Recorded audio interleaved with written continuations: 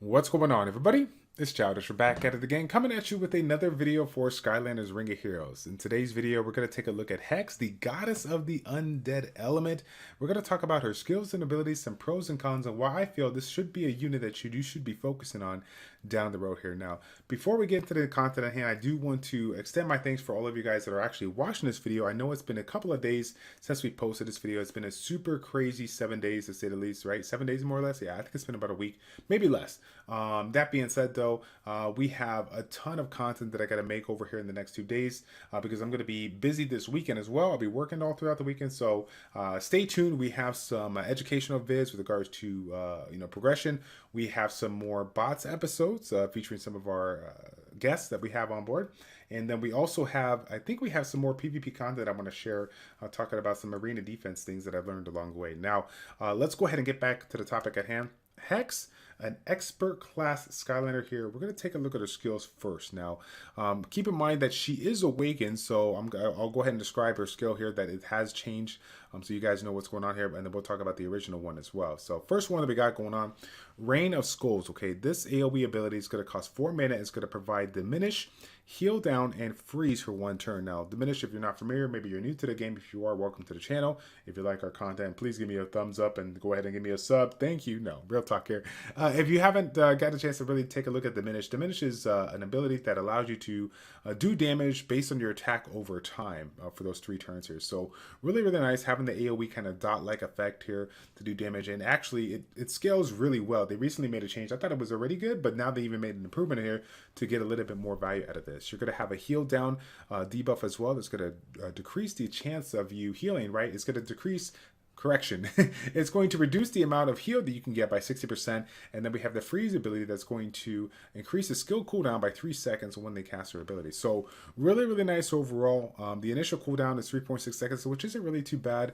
The 12-second cooldown here after that first one. Now the awakened version, that's what it's at right now. The original version is going to have a 15-second cooldown with a 4.5 initial cooldown, so it's a little bit higher at the start, but obviously we're looking to get this awakened because we want to get these 3 debuffs versus a 2, and you'll kind of see while we talk about that here in a minute. This is one of the few units out there in the game that actually has 3 debuffing abilities right in one skill. Now, taking a look at the skill ups on this one.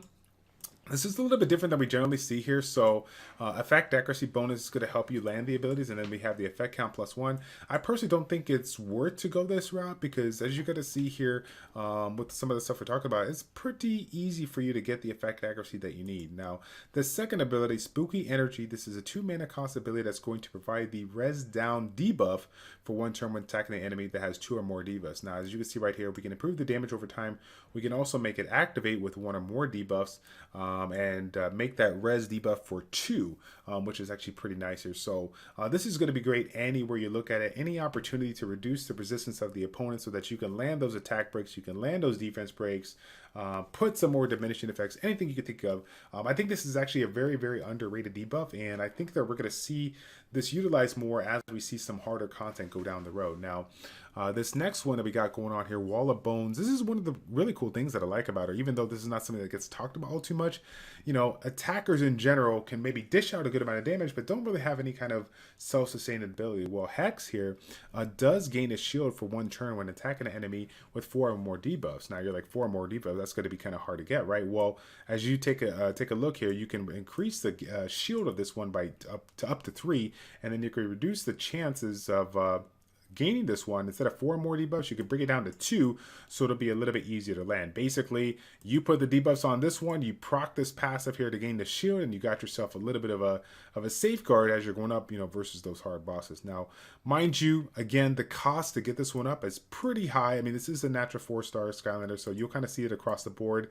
The requirement on these skill ups is a little bit higher than you would expect, but just like anything with regards to the game, once you find those specific units that you really, really value, then invest into them, make them shine so that you can get the max value out of them. Now, Skull Motion level 1 here, this is the leader skill, which is actually pretty decent to say the least. Like, this is effect accuracy by 20%, which you generally see leader skills that start anywhere from 5 to 10 or even 50% with a little bit more bonus as you do it. So 20% at the start is actually really, really nice. So this is actually something that you don't have to put any, you never got to put any skill ups in here because once we're going to get into my runes and stats, or you're going to see that it's pretty easy for her to get that effect accuracy. So now that's actually kind of segues right into the next topic at hand, right? Effect accuracy and accuracy in general. Accuracy is a relatively high stat at 95% or 95, yeah, 95%.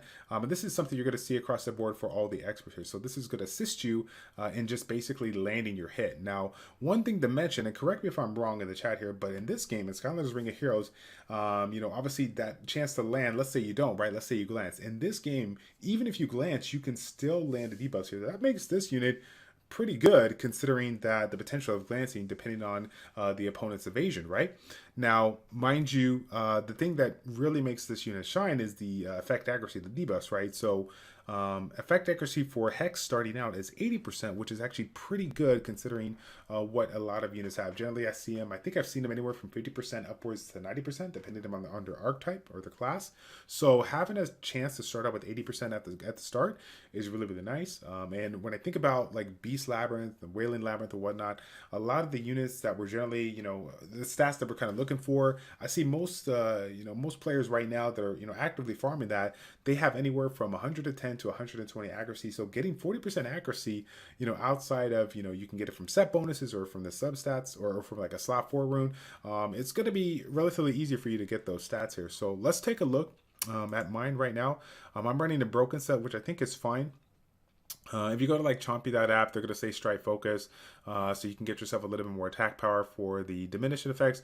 Me personally, I say do what you got to do to get the get the tankiness going, but also get the effect accuracy that you need, so that you don't have to rely on a slot for effect accuracy. Now, I don't think there's anything wrong with that, considering you have an ability that allows you to you have a passive that gets you a shield, but honestly, you don't want to. I mean, you only utilizing this for the effect accuracy, I think, is something that you only should do if you absolutely need to get there. Like I said, if you're looking to hit a threshold where a specific boss, you need this amount of accuracy to get it done, then yeah, go for it. But me personally, the reason why I'm running this rune is because it's a 6-star rune. I think it started out as a blue rune, and I just had some really good rolls to HP. It's not a high amount of rolls, but it kind of gives me some of the stats that I need, and so I went for it. So that being said, though, as you can see, I have a ton of effect accuracy here. This is going to be enough to cover pretty much all the regular PvE dungeon content right now. Obviously, I have no issue when it comes to the farming and whatnot. So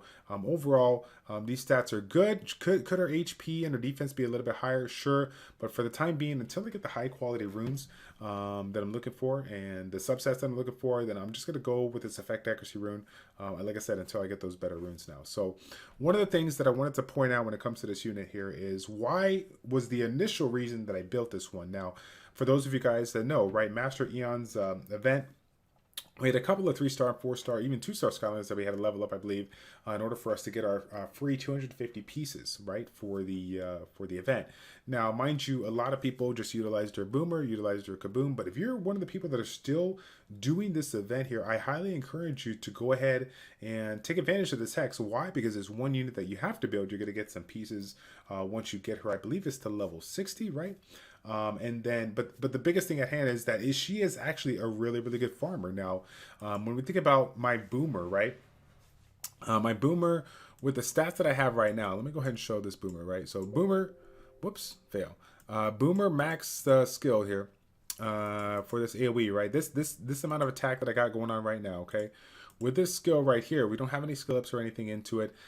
This is going to do, I think with the attack buff, it's going to do about 5,400 damage, which is really not too bad with the attack buff. Right now, mind you, this diminishing effect, and we might show some gameplay down the road. This is doing this is like a multi-hit for your original hit, and then the diminishing part, I'm doing upwards of about 1,200 per tick. So for 3 ticks, we're looking at 3,600 damage on top of the 2 hits at the start, which I think was like 12 to 1,300. Again, I'll probably show some gameplay here so you guys can see that. But overall, the amount of damage that I'm doing, even at a 5-star Awaken versus my 6-star Awaken Boomer, is pretty similar. It's not too much off, but it just kind of depends on how you build them, what's your task, what you're trying to do. So I mean, overall, she can, basically what I'm saying is she can hold her own. Okay, now one of the things that I'm really excited to use her for is Guild Evasion. Now, this may not seem like something that people want to take advantage of, because when we think about like the freezing mechanic, holding the boss back, yes, it's great, but it seems like he always, as the damage ramps up, he's always going to still do a ton of damage, knock us out. The heal block, really don't see a lot right now in the Guild Evasion that we can take full advantage of. So, the big thing for her is she has that AoE ability to go ahead and do damage, but honestly, I'm actually a big fan of this res down. Again, it's only for one turn. I'll have to skill it up down the road, but we're gonna have some tough battles where being able to reduce the overall resistance so we can land those effects is going to be really, really nice here. But if you're having an issue with maybe some of the ads that specific Guild Evasion bosses have, then taking advantage of this AoE when those ads proc, or when those ads get put on there, then you can take advantage of this and do some pretty good damage here. Now, the next thing I'm going to hit up here is going to be her potential for PvP. Now, mind you, this is kind of funny because this is kind of like a pro and a con. Like, I think she has a lot of potential for PvP, but right now, I think she kind of gets out overshadowed by some of the other meta, like the game-changing meta units right now. Like when we think about the arena right now, I still think that it's a fast, acting game, or a fast acting damage in the game, where you're looking to take 2 of your units with the 8 mana that you're getting right across the board, take it in, go focus on a unit that you feel like is the main threat here, and get it to a 2v3 fight as soon as possible. Now, this initial cooldown is pretty comparable to some of the other units out there, the Kaboom, the Boomers, the South Outs. But again, as you skill some other units up, it's definitely, you can tell that you definitely can. How do I say this?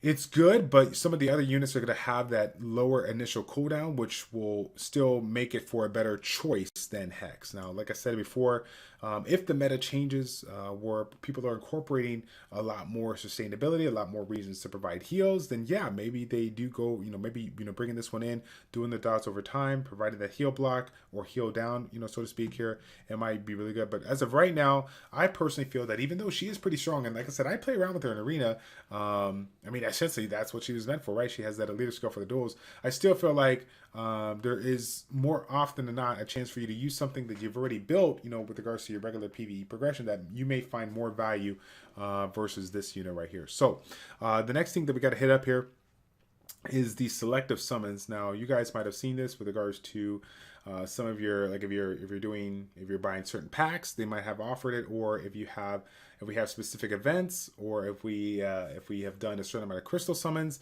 then you're going to have options for selective summons for an F4. Now, I personally believe, after everything I talked about, that she is essentially a top pick. This is not a farmable unit. This used to be farmable back in soft launch, but they changed it because I think they realized how OP she was.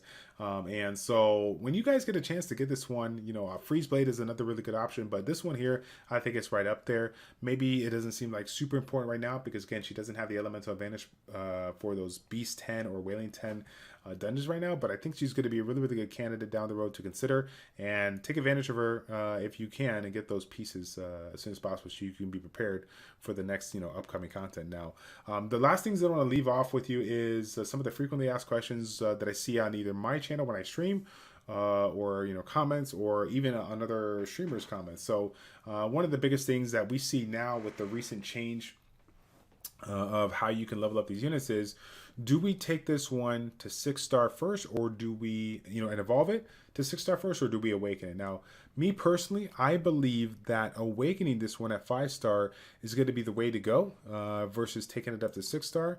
Now, this may sound kind of crazy because when you think about going up to 6-star, you get the higher base stats, so more attack means more damage with your diminish, everything's super great, right? But the awakening ability, being able to reduce the initial cooldown, the overall cooldown, since you cannot receive any cooldown reduction on this ability, having that lowered so that you can go ahead and cast this one a little bit quicker is really, really nice. But honestly, having that extra debuff is going to not only help out with the passive that you currently have here, but also just assist you. I mean, freezing is a really nice debuff here, so really can't get mad about that here. But like I said, the synergy between her passive and her active ability is really nice, so it's going to just provide a little bit more sustainability, even though I don't think it initially was intended to. But overall, I feel like going the awakening route is really, really good. Could you go 6-star? Yes, you can, but I think in this situation, awakening over evolve is going to be the way to go. Now, I kind of already mentioned it, but the other question is, what am I doing? How am I farming? I got a lot of videos to make when it comes to all the things that I haven't talked about progress wise. But right now, since as you can see, she's 68, 69 here. She's almost done. But once that event came out, the Master Eon's Quest, I went ahead and threw some runes on her. They weren't super OP runes. I threw some runes on her. Like I said, took another unit with some average runes and just cleared the content. Did my shard farming with the Skylanders that I'm actually going for, and I did not see too much of a drop in the overall clearing of those sages. Now, again, when you have it on auto, Sroh is not every time her ability is going to cast. That's the same thing for any other unit, right? The Boomer Kaboom, unless you're running like 2 AOE abilities, maybe something like a Stormblade or whatever. But she's still overall is a really good choice for a farmer. And like I said before, I wouldn't just throw her in there and try to let her abilities kind of do what they do. You need a little bit of attack so that you can have the higher amount of diminishing damage and take those waves out really, really quick. Now, I'm sure there's a lot of stuff that I might have left out when it comes to this unit, but overall, guys, I feel like this is a really, really good unit that you should be looking to build. While it may not seem too strong right now as far as like end game top tier PvP, I think that as the meta changes and we see more sustained teams out there, I think that this is going to be a really good candidate to do it. Again, a lot of debuffs to go ahead and lock your opponents down. A lot of ways to maintain that sustainability if things kind of get crazy. But overall, I feel like between her leader skill, her base accuracy, effect accuracy, whatnot, it's going to be relatively easy to rune.